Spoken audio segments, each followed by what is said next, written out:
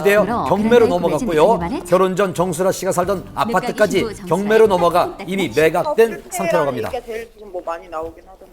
그런 문제 때문에 지금 소송 중이신 건 맞아요? 기사에는 뭐 금전적인 것이다 뭐 이렇게 나가고 있는데 뭐 그거가 다가 아니거든요. 나중에 입장 정리가 되면 저희가 그때 다시 자세하게 말씀을 드리도록 할게요.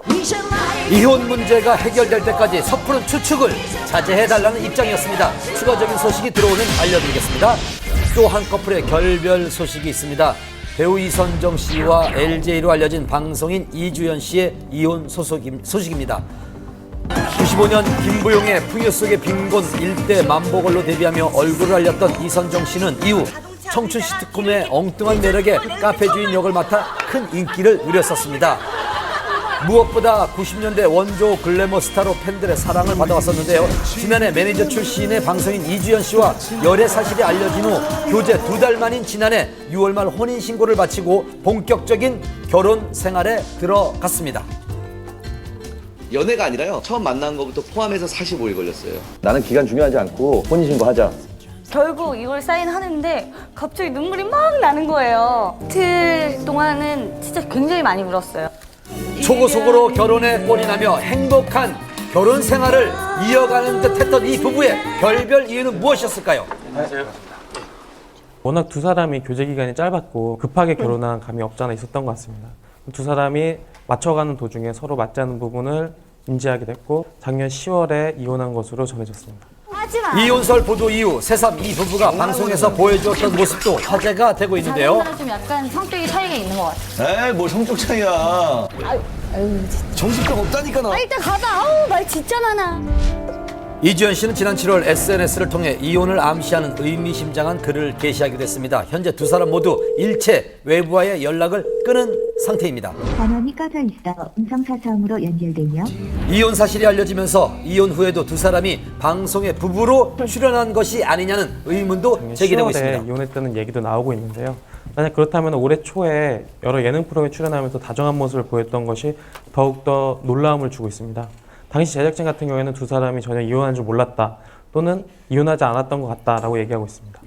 아직까지는 의문에 쌓여있는 두 사람의 결별, 하루빨리 아픔을 딛고 다시 만나기를 바랍니다.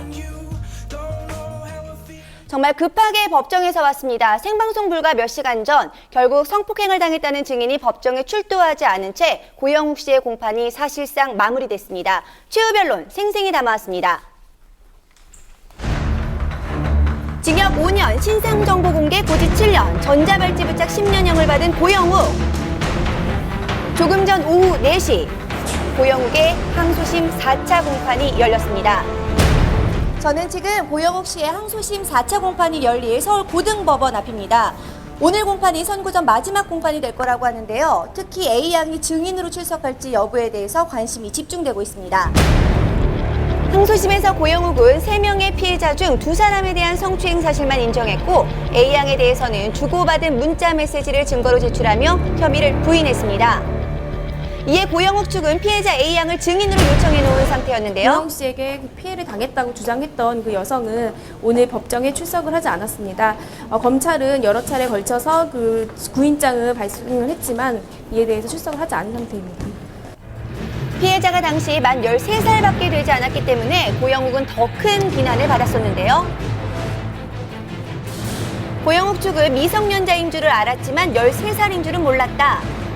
만날 때마다 성관계를 가졌던 건 A양과 아니라며 주고받은 그 문자 부인했습니다. 메시지와 또한 그 A양의 진술에 일관성이 없기 때문에 이에 대한 신빙성이 없다고 주장하고 있습니다. 하지만 검찰은 항소를 기각한다며 1심과 똑같은 형을 구형했습니다. 선고 전 마지막 공판인 만큼 재판정은 여느 때보다도 긴장된 분위기였습니다. 오늘 일단 재판은 마쳤고요. 이제 선고만 남았습니다. 마지막으로 저희 최후 변론하고 고영욱 씨도 마지막으로 재판장님한테 하고 싶은 말씀 하고 재판 끝났습니다. 판사는 고영욱에게 시간을 주었고 그는 선고 전 마지막 변론을 했습니다. 먼저 피해자와 피해자의 가족들에게 죄송합니다. 8개월의 소감 생활 동안 경솔함을 깊이 뉘우쳤습니다. 한평생 아들과 강아지들밖에 모르고 사셨던 어머니가 저 때문에 집 밖에 나오지 못하고 계시다는 게 정말 가슴 아픕니다. 강제성 여부를 떠나서 피해자는 모두 미성년자. 1심에서 신상정보 공개 7년, 전자발찌 착용 10년을 선고받은 것에 대해서 고영욱은 불복하고 항소한 상태입니다. 최종 선고일은 9월 27일.